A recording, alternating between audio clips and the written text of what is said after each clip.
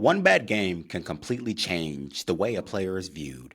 But inside the game, football looks very different. Today, we're talking about how players actually deal with bad performances, why teams don't panic in certain situations, and some of the football moments players remember forever. Welcome back to episode 8 of the Trust Troupey Podcast.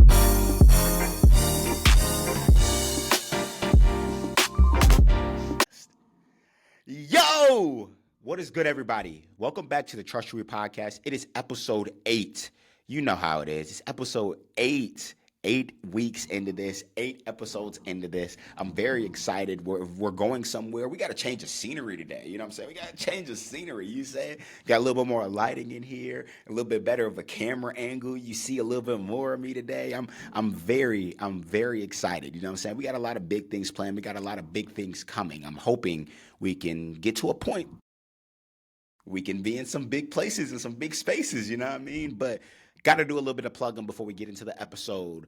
Obviously, go subscribe to the YouTube at Troupey Whoopie. Go, there's a playlist with the Trust Troupey Podcast. You know what I'm saying? Make sure you guys go subscribe to that. Go follow on the Spotify page, Trust Troupey Podcast, at the Apple Podcast page, Trust Troupey Podcast, and then the TikTok page, which is ever so growing.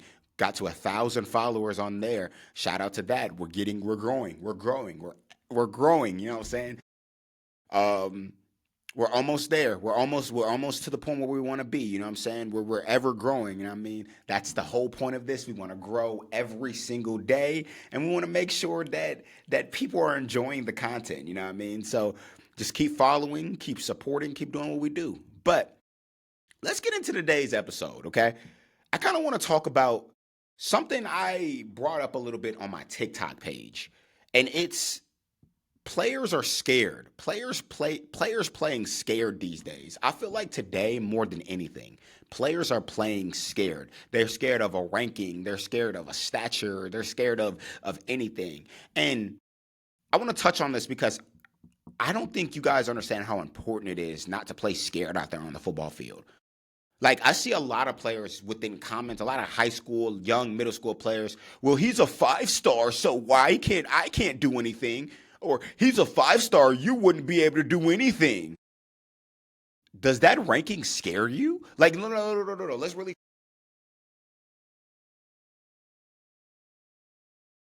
And timber in your boots. It's me.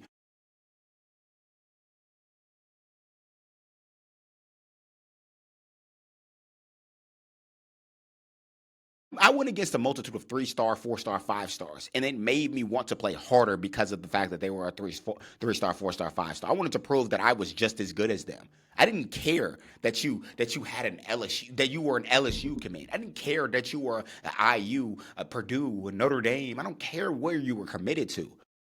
It didn't matter to me. I wanted to go out there and compete. I hated when people did that. When people went about this in a way of well, he's a 5-star, so I can't do anything, or he's a 5-star, you wouldn't be able to do anything. You're scared. You're scared. I want to use another word, but you're scared. You went out there and you laid down for somebody that you thought was better than you. Is that not crazy? Is that not insane? I don't know. I'm just thinking about it from the perspective of, why would that ranking next to his name matter? Why does his name matter to me? At the end of the day, you got to line up against me. You got to prove to me you're good. And even if you're good, I'm still going to think I'm better than you. I'm not going to sit there. Like, I'm the type of person, I know when somebody's better than me, but I'm not the type of person who's going to admit somebody's better than me. I can't do it. My pride won't allow me to do that. It won't. I don't care what ranking you have, or are going to have in the future. It does not matter to me. It doesn't matter to me. It never mattered to me, actually. But people care about that. People care about it for some reason. And it bothers the hell out of me. It bothers me, genuinely. Because, again, okay, I'm going to give you an example of something I saw. I made a video about, you know what I'm saying, wide receiver releases the other day, right? Made a video about wide receiver releases the other day, and I was playing it out. It was a fun video, you know what I'm saying? It's a satire video. I was acting like I was guarding them, you know what I'm saying? It was fun. The amount of people in those comments that were like, these are 5-star All-Americans. You really think you're stopping them? And I was like, I don't care if they were in the NFL. I don't care.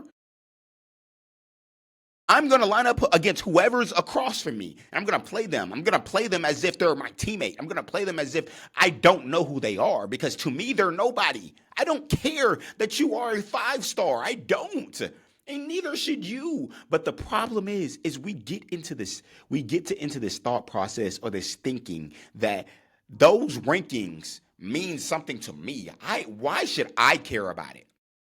Why should I care about the fact that you got that ranking? To think I deserve that ranking. So I'm going to go out there and show you why I think I deserve that ranking. It's pretty simple to me, you know what I'm saying? But again, a lot of y'all players are out here playing scared. A lot of y'all players are out here playing as if those things matter. Like, why would I go out there and bow down to another dude that we both play in the same game? We're both put on the same equipment, the same everything. And I always give credit to this younger generation of football players, because I think they're the most talented we've ever seen. I think they're the most athletic we've ever seen. I think they're just all around just great football players. But one thing I will say is y'all's mentality is so backwards when it comes to certain things in football. Why do you care about what somebody's rankings is when you're about to play them? Why does that scare you? Why does another dude put fear into your heart? Now, it's one thing if he goes out there and shows you. It's one thing if he goes out there and he is busting your ass. It's one thing if he's out there and he's destroying you out there on the football field. Got you. Chalk it up to him. Tip your cap to him. Do what you need to do. But why, before the game even starts, are you scared to guard him? Are you scared to put your body on the line to do something? Like, what are we talking about here? It's a lot of y'all high school kids out here that truly have this thinking. It's a lot of y'all high school kids out here that truly have this innate thought process that, well, he's a 5-star. He's a 5-star. I can't compete. You're scared. You're playing scared. You're playing as if you do not know what's going on. Don't play scared out there on the football field. That's not fun. That's not cool. You know what I mean? I don't know. Maybe it's just me. So yeah, it's a couple things that just really bother me about the way certain players and certain like football minds go about things. I don't know. Maybe it's just me though. But I kind of want to move on to the next topic. I wanted to touch on that, because there are certain things that make no sense to me.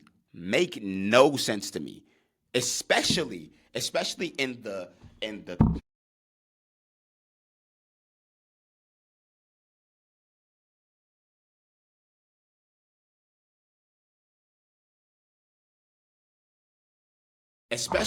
thought process that somebody's better than you because of a ranking. It's so stupid to me. It's actually so stupid. I don't care for it. I don't like it. It makes no sense. But I want to talk about, let's get into the next segment, segment 2. I want to talk about how bad, you know what I'm saying, how one bad game can change people's perception of everything, right?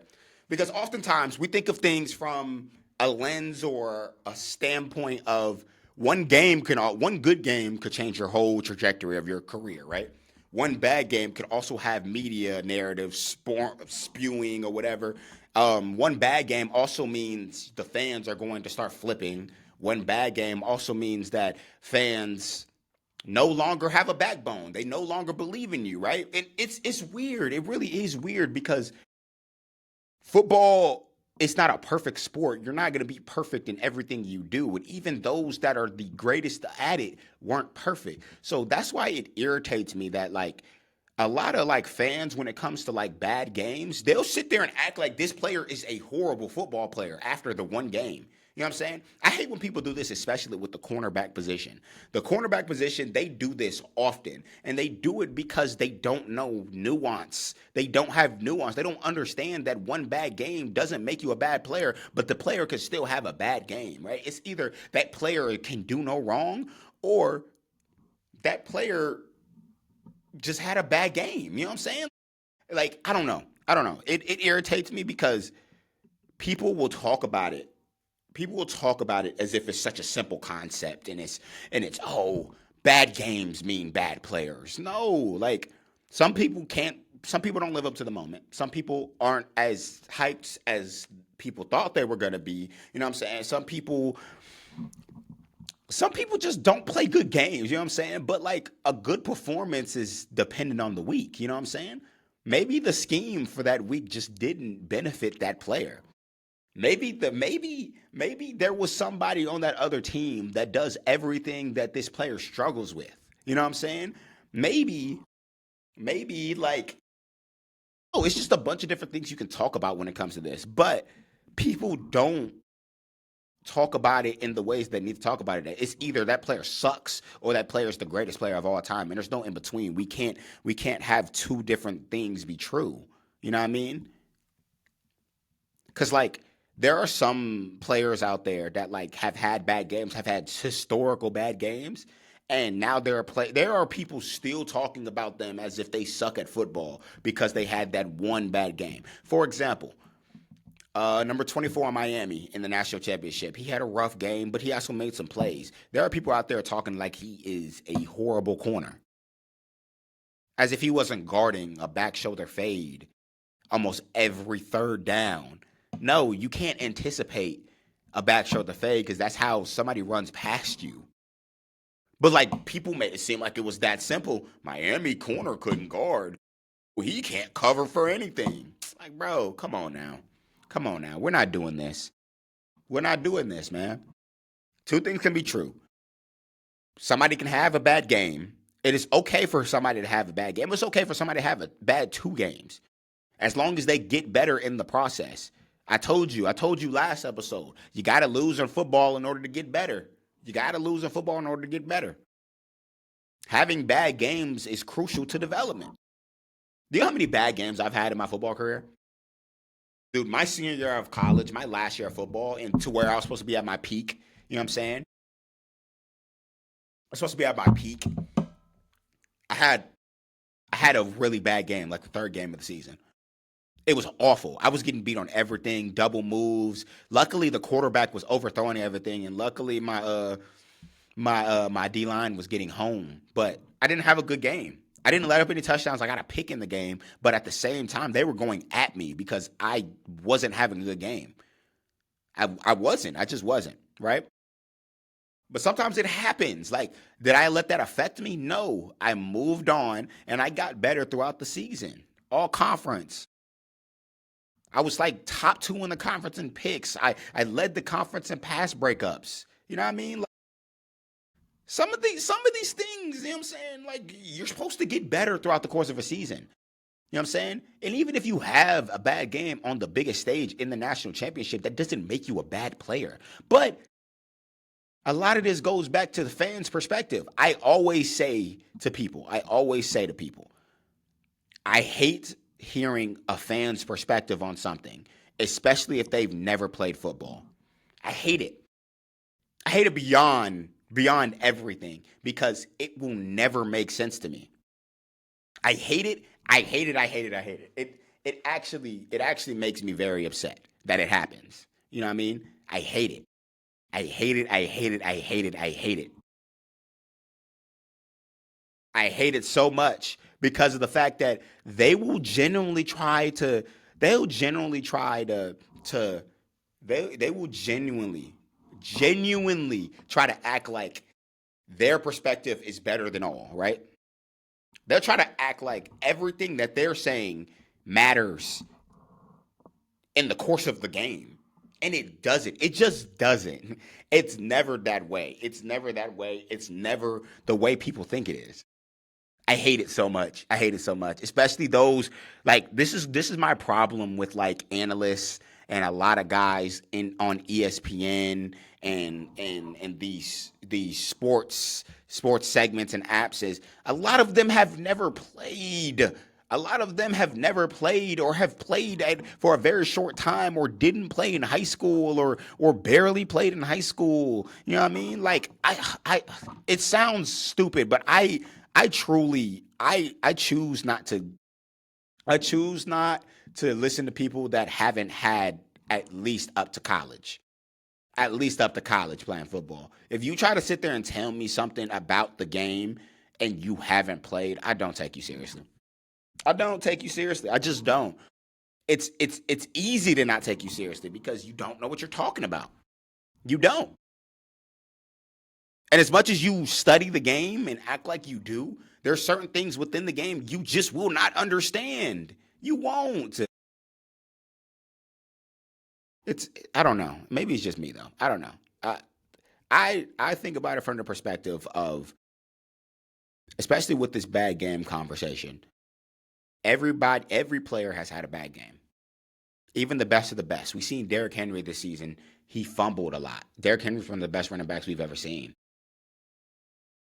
Josh Allen. Y'all love Josh Allen. Josh Allen threw 4 picks. threw like 2 picks and had 2 fumbles in a playoff game.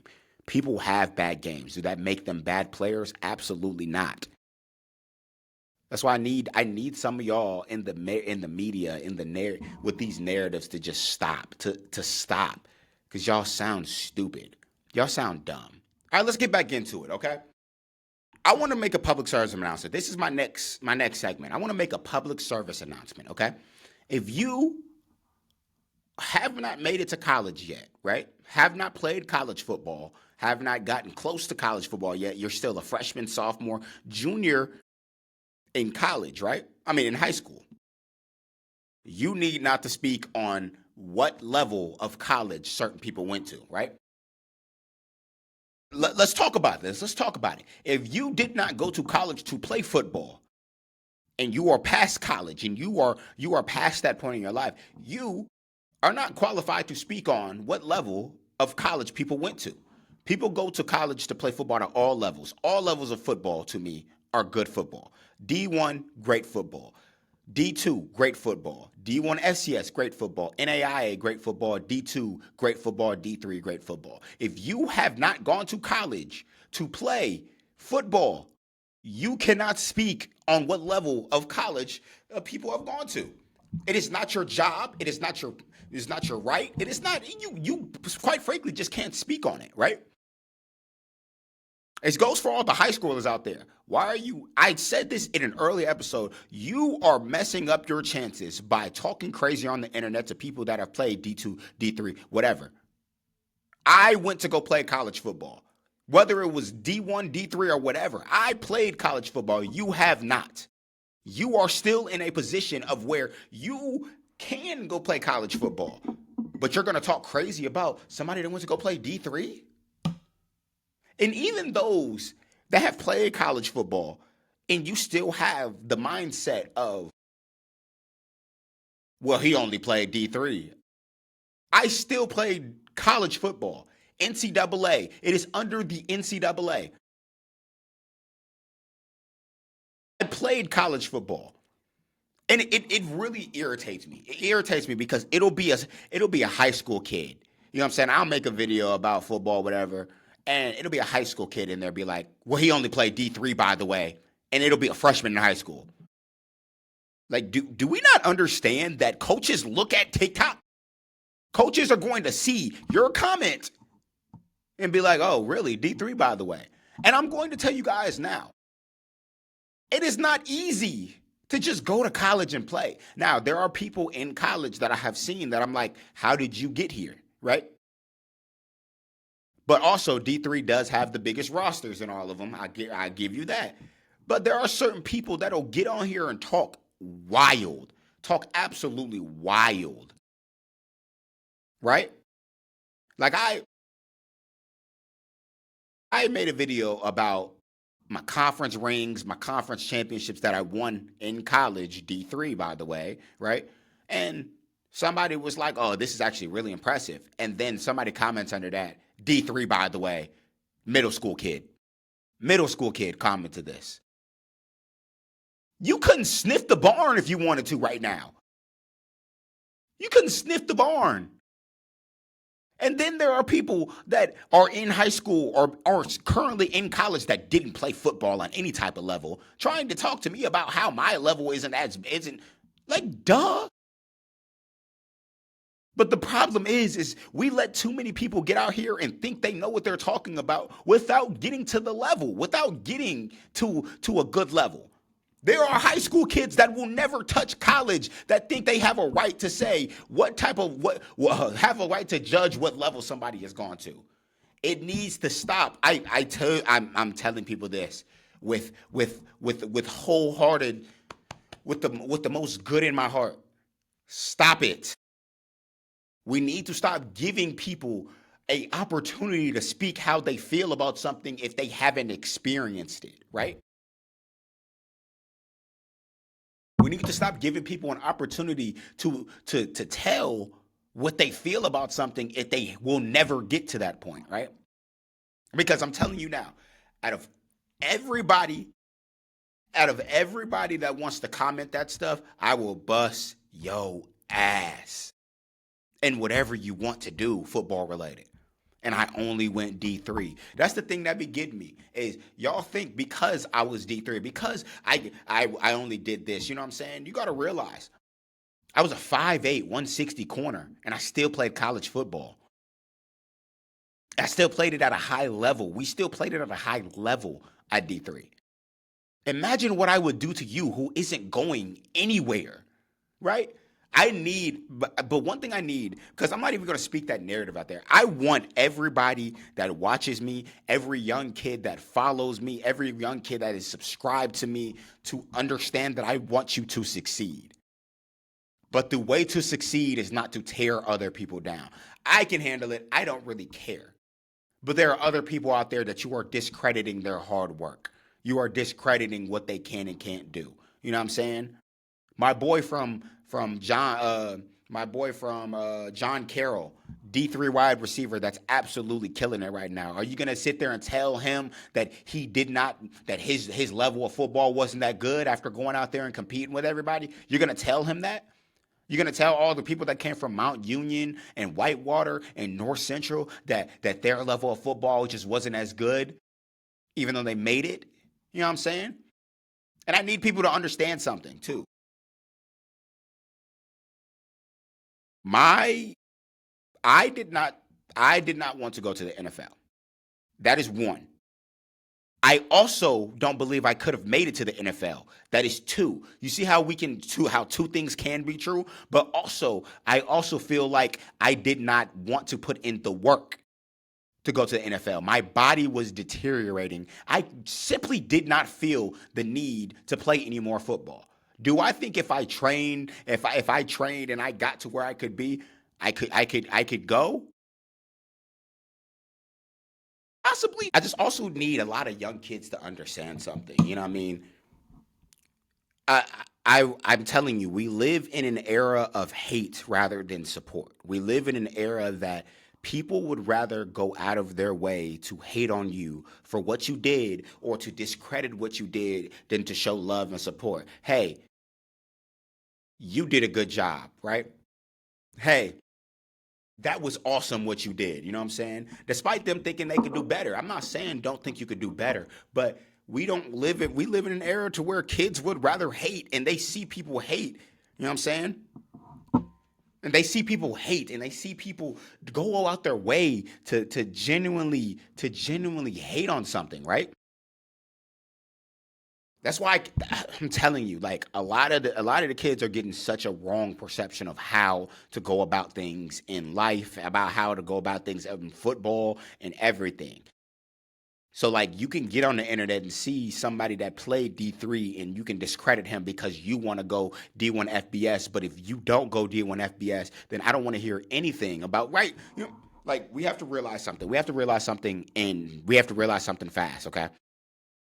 Only 7% of athletes go play college, and that's through all of the levels, right?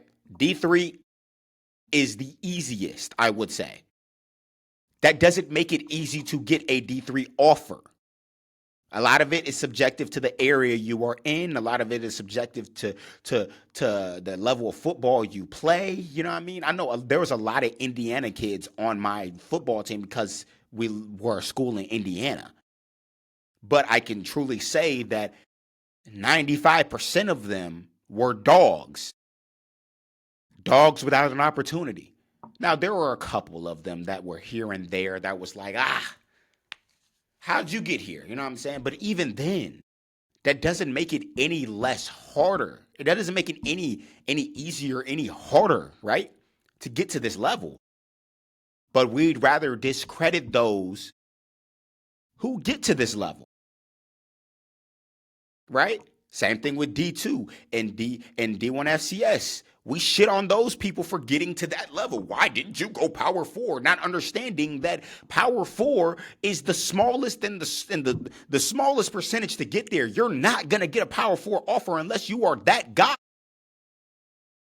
You are not going to get a Power 4 offer unless you have the coaching staff that is willing to go to bat for you. When are you guys not going to understand this? When are you guys going to understand this? No, you don't just get Power 4 offers based off of your talent. You get Power 4 offers based off of coaches that are putting your name out there, sending your film out to other coaches, and talking to college coaches to be like, hey, this kid is a Power 4 level kid. You're not going to get there off of your talent alone. I need people to understand that. You're not going to get there off of your talent alone. You're going to have coaches that are willing to vouch for you. You're going to have people that are willing to vouch for you and give you that opportunity. There are some people out there that have the talent and they have got recruited off of talent alone. You're not that person. So stop shitting on people that decide to go to other levels, especially when I need people to understand that going to college is not only about football. I went to college to play football, absolutely. But I also went to the college I went to because of the fact that they had one of the best media programs in my area. The owner of ESPN went to my school. That's a big reason why I went to DePaul and not an NAIA school or a D2 school or an FCS school. You know what I'm saying? Now, this is what I'm going to say this now. Nobody is turning down a D1 offer for a D3 school. But there are circumstances to certain situations, right? There are circumstances to certain situations. You know what I mean? If you get an offer from Utah, you're not going to go to DePaul because DePaul is this, that, and that. No, you're going to go to Utah. You know what I mean? I'm not going to sit here and act like I was the best recruit in the country. But I felt like I could have played MAC level football. I felt like I could have played some FCS football. I could have played at it. You know what I'm saying? I could have played at some of these schools. But at the end of the day, coaches didn't vouch for me. I wasn't, and I chopped it up as, I wasn't good enough? Cool. I went to a school that wanted me. That is the biggest thing here about this segment. We can sit here and you can shit on me for going D3. At the same time, I built a name for myself. I was able to play some good football. I won some championships. I won some conference chips over there. You know what I mean? But this is another disclaimer. You know what I mean? Stop trying to tell other people's experiences for them. Right? When I gave the story about my rings in college, there was somebody in there who was like, nobody counts college conference championships. Like, go ask every program in the country. They all give out rings for conference championship because it matters. Like, what are we talking about here? The only thing that matters is a natty. Shut up. This is spoken like a true couch potato. Shut up. Some of y'all really do irritate me with that. Because you will get on here and you will genuinely spew some BS and then act like you know what you're talking about just to go look at your level of football. You didn't even play JV. Stop it. Leave it alone. Leave it alone, people. We need to stop with this BS. Okay. Let's move on to the next segment, okay? So let's move on to the next segment. I kind of want to talk about, like, players. I want to go back into, like, confidence when it comes to football, right? How players regain confidence after a bad game. And I feel like this is a very real topic. That needs to be talked about. Because, you know what I'm saying? I feel like this is a very real topic because a lot of people don't take it seriously. Confidence in football is everything. People need to understand how big your confidence is when talking about the game of football, right? But I think the best way, clear cut, just let's keep it a bean here. The best way to regain confidence after a football game is watching the film back over, right? Watching the film back over. Watching your mistakes and seeing what you can fix your mistakes in. The moment you get out of that film session, yes, the coach is going to be on your ass because you didn't have a good game. But you're going to regain that confidence back because you're like, okay, I know what to work on now. I know exactly what I need to do to get better, right? Another one is having good coaches is a good way. Having good coaches around you to help you reset that confidence is a good way to make sure you maintain confidence. You know what I'm saying? Having coaches that are speaking light into you, having coaches that are genuinely looking at you in a way of, I know this game does not define you, right? This moment does not define you. And we oftentimes look at coaches as only a way to teach you the game of football, to teach you life lessons, but it is absolutely crucial that coaches are able to understand when a player's confidence is down and how to build that confidence back up. You know what I mean? How to build that confidence back up. You know what I mean? But another thing that'll absolutely help you with your confidence is trusting in your teammates, right?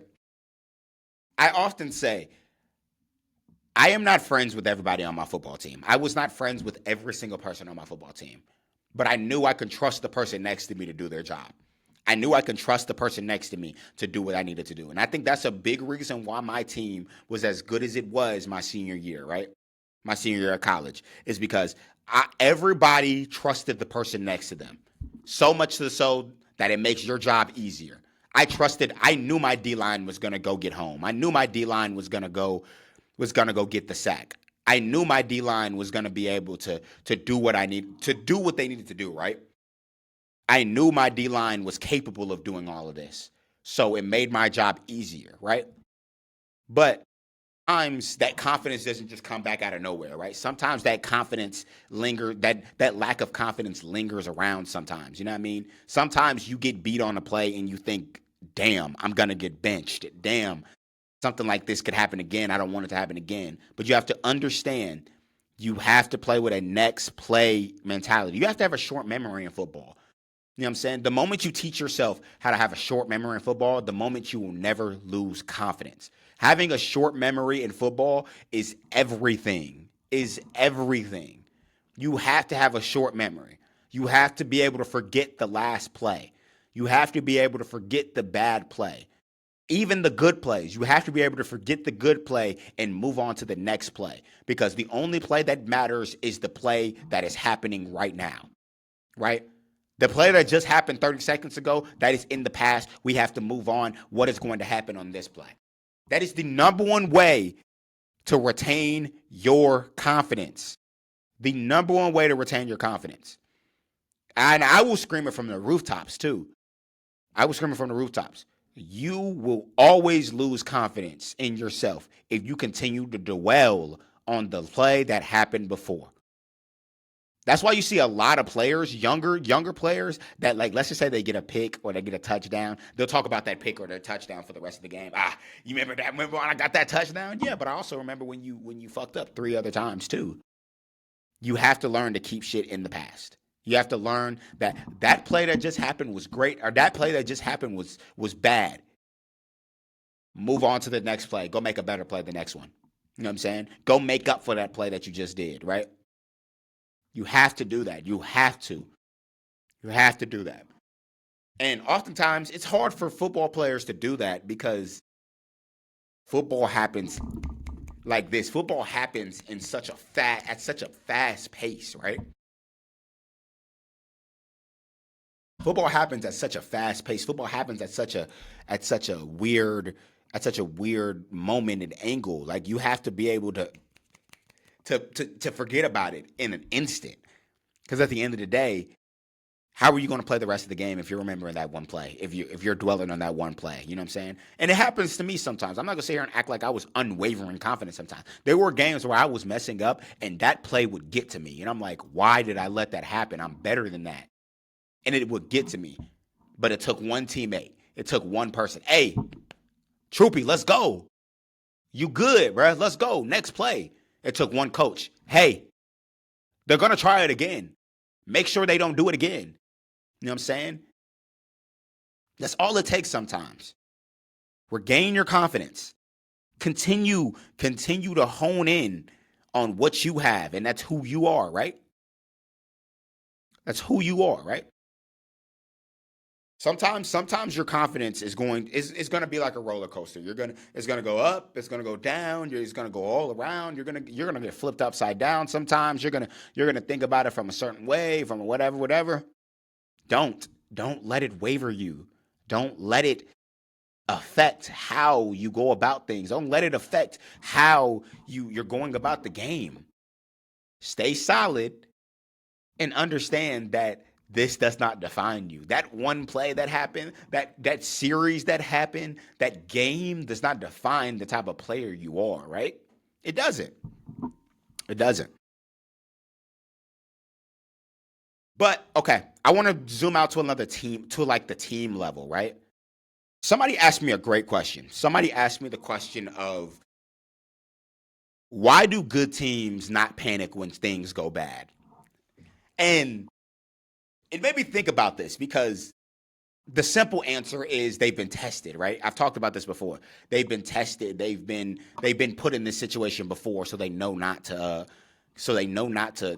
waver in these situations. They've been put in this situation to where they don't need to panic. You know what I mean? But I think a big part of like the concept of that is leadership. Having guys on that team that know exactly what to do in these situations. Having guys on that team that know how to respond to adversity. Having leaders, having guys on that team that is willing to step up and be like, "Hey, we've been here before.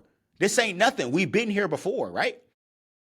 For example, in my senior year of college, we went down to Ohio to play Ohio Wesleyan. We started off the game. Our quarterback throws a pick on the first play of the game. They go and score immediately right after that. We're down 7-0, right? Then they score after that. We're down 14-0. But you know what we're saying the whole time? Because again, my class, we had been through all of that. We have been through the comeback victories at Ohio Wesleyan. We've been through all of that. You know what we said? We've been here before. This ain't nothing. We scored on the next drive. The next drive after that, I got a pick. We scored after that. After that, we scored again. That leadership is there. Having people there that have been through that situation, having people there that have gone through these things is huge. You don't understand it. So like when you see your favorite college football team come back from a victory, I guarantee you, come back win, you know what I'm saying? I guarantee you there are leaders on that team out there saying, "Hey, we've been here before. We've done this before. This ain't nothing to us. This ain't nothing new to us. Let's go out there and play football." You know what I'm saying? We know how to play our brand of football. You know what I'm saying? That experience is everything. You know what I'm saying? That's why I say those teams that are winning blowout games every week will never be considered great football teams. Teams that have gotten tested are those that to consider the scariest because they know how to win in every facet. They know how to win in the OT game. They know how to win they know how to win in the OT game. They know how to win in a blowout game. They know how to win in a tight game at the end of the fourth quarter. They know how to win in the last drive of the fourth quarter. They know how to win these games. You got to trust in the system. You got to trust in your coaching staff. Trust in the leaders around you. Trust in the player next to you. Trust everybody. Football is all about trust. If you ain't got trust in your teammate, you ain't never going to be good. How many times have you seen a team full of athletes, full of amazing football players, but they suck because, one, they don't trust anybody next to them. They want to play hero ball. Football is always going to be the opposite of hero ball. The teams that decide to play for their teammates rather than themselves will always be better than those who play for themselves. They will always trump it. There are teams that will have great athletic feats and great athletes on the team, right? But sometimes they don't trust the player next to them. They don't trust their D-line to get home. They know, I got to do this on my own. The moment you start playing hero ball is the moment you lost a football game. The moment you start playing hero ball is the moment you lost a football game. The moment you lose discipline, the moment you lose technique, the moment you start grasping for straws in a football game is when you will lose a football game every single time. Every single time, too.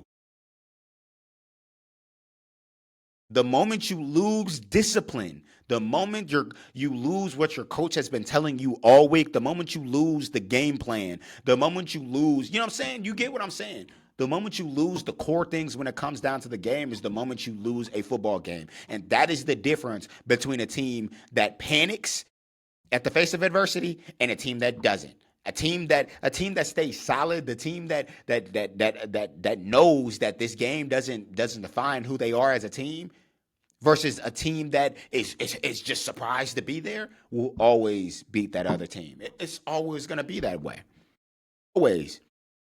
You know what I mean? We have to think about it from a team level standpoint, because sometimes it's all about me in football, especially in these day and age. I'm telling you, it's all about me. Well, I got offers though, so what about the team? Man, you have to trust in the person next to you. You have to trust in the person next to you. You have to trust in the person that is across the field from me. You have to trust all of that, because it's all one unit. You ain't never going to win a football game with just 5 players. You're never going to win a football game with just 4 players. You're never going to win a football player with just 8 players. You need to be 22 players strong. Offense, defense, my bad. 20. You need to do all positions. All positions. You need to be strong. Strong, bro. At all positions, special teams, offense and defense, they all matter just as much. One doesn't matter more than the other. One doesn't matter more than the other. Special teams is not on the back burner to offense and defense. It's just as important. It's just as important. Everybody needs to be on one team, one accord. You ever heard one band, one sound? Everybody needs to be one band, one sound in order to have a great football team. And the moment you have somebody that wants to veer off, he, one, doesn't need to play, and 2, he's going to be a pain to your team. One person can't win a football game, but one person can damn sure lose a football game. Let's get that straight. Bars from Troupey Whoopie, okay? Bars from Troupey Whoopie. But I kind of want to get out of like the serious aspect, okay? Move on to the next segment. Let's get out of the serious aspect. I want to talk about like some football moments that like a lot of players will forever remember. You know what I'm saying? Like for example, I talked about the other day. There are a couple moments that a football player will forever remember. His first game. I remember the first game I've ever played as a football player when I was very young. You know what I'm saying? I think I was like 2 or 3. Very first football game. I remember the first time I threw a pass. I remember the first time I caught a ball. I remember all of that. You know what I mean? I remember the first game I ever played. I remember the first, you know what I'm saying? All of that. I remember it. And these are core moments that will always stick to every football player, whether you played football for a long time or played it for a short time or whatever. You will always remember like a lot of these like moments, you know what I'm saying? From your first big play, I remember my first touchdown. You know what I mean? Like, I just want to put like some nostalgia aspect at you, because a lot of the time we get caught up in the fact that like, yeah, my dad used to train with me, this, that, and the third, but like we don't ever think about like the small moments. You know what I mean? The moments that seem small, but like they're bigger than what they actually are. You know what I'm saying? And I know I'm all over the place right now, but like this means a lot to me, because I feel like we take it for granted. We take a lot of the moments growing up for granted. We take some of these things that we almost like gloss over, and we never look at them as a whole.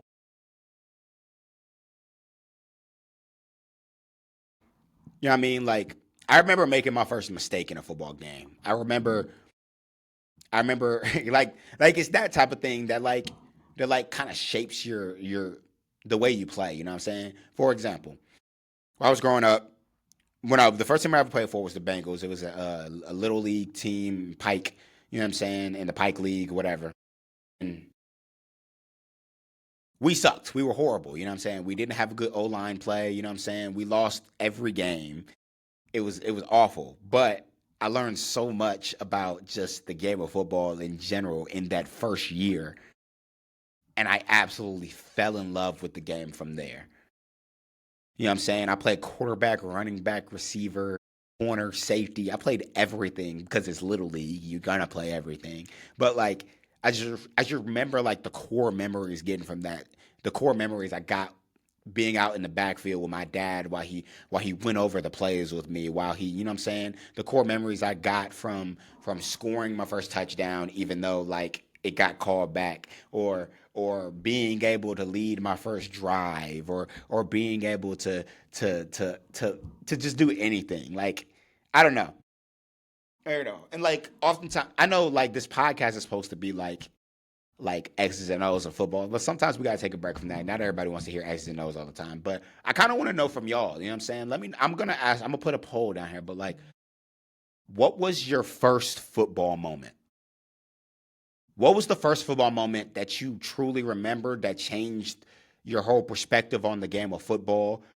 That made you fall in love with this game of football? Because I could, again, I have so many I could tell that they could be my first, that could not, you know what I'm saying? But what is your first football moment that made you, one, fall in love with the game, two, see football from a different perspective, or three, just simply make you want to learn more about the game of football?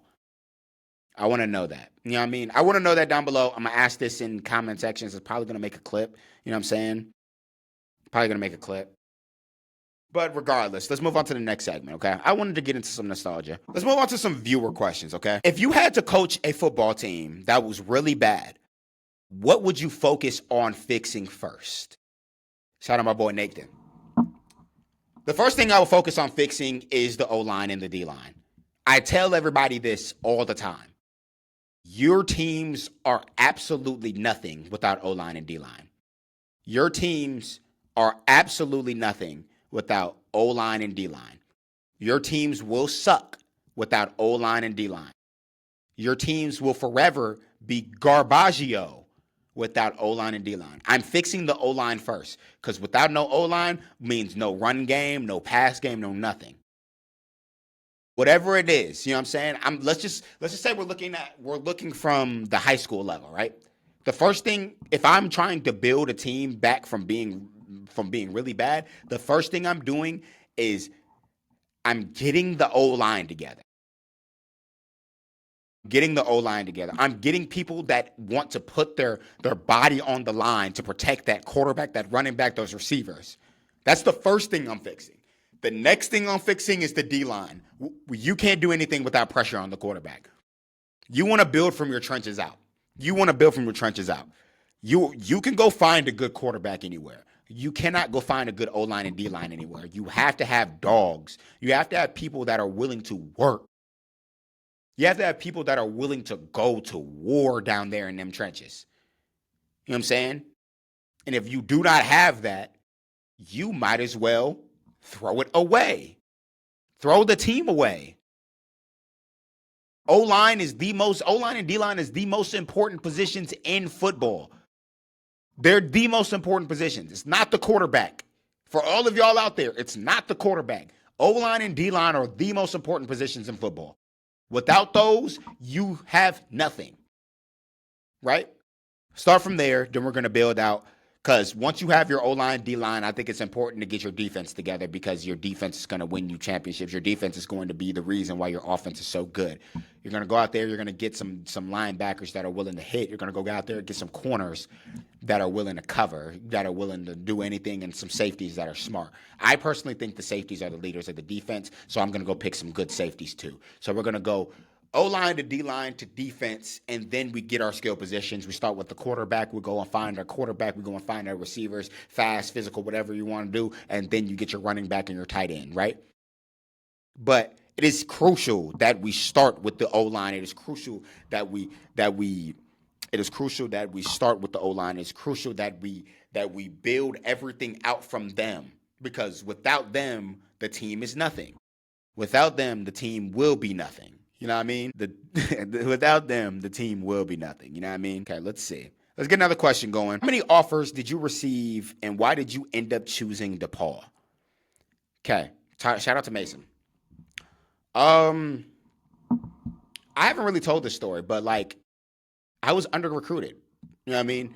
I didn't get my first offer until the summer before my senior year, and I was from DePaul.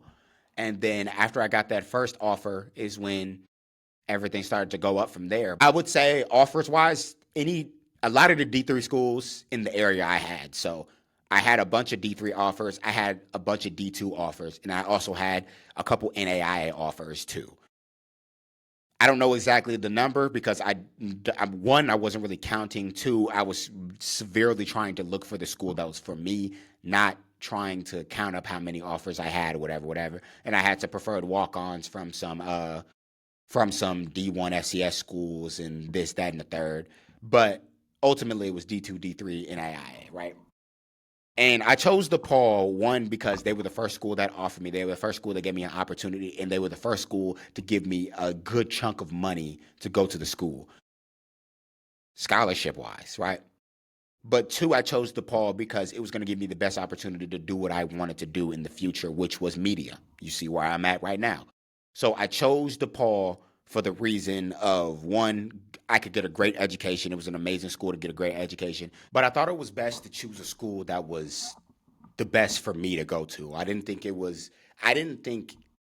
wasn't thinking about anything else other than one opportunity to play football early at a school that I loved, but not to mention being close to home. It was also a big part of it. You know what I mean? But I'm going to go ahead and end the episode here today. You know what I mean? I hope everybody's doing well. I hope everybody supports and loves. There's going to be a little bit of technical issues with the episode, but I'm trying to get better at it. You know what I mean? But subscribe to the Trust Troupey Podcast on YouTube, on Spotify, on Apple Podcasts, and go follow the TikTok page as well. You know what I'm saying? Go follow everywhere. Go do what you need to do. You know what I mean? I'm trying to grow ever so slightly. The TikTok page is growing. Everything is doing well. Just need to get to a point to where we can be consistent. And like I said, as always, you ain't got to like me, you ain't got to love me, but you can trust me. Hope you guys have a great day.